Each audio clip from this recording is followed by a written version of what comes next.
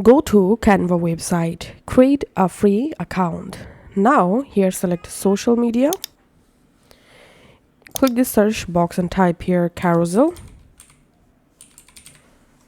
and here select a Carousel size. You can make a Facebook vertical carousel by selecting this option, and to create a horizontal carousel for your Facebook you can select this option.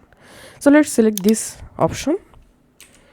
And now under templates, here you get lots of free and paid carousel templates. You can scroll down and pick any of them to customize. Or here you can search for carousel post and then scroll down and just pick a template or carousel to customize. So here I'm selecting this carousel,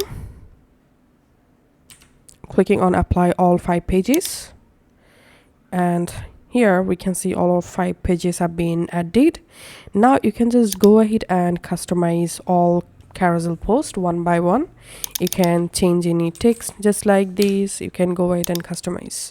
Once you're happy, click on share and download, and file type must select here MP4 video, and selected pages select all pages, and click on done and click on download.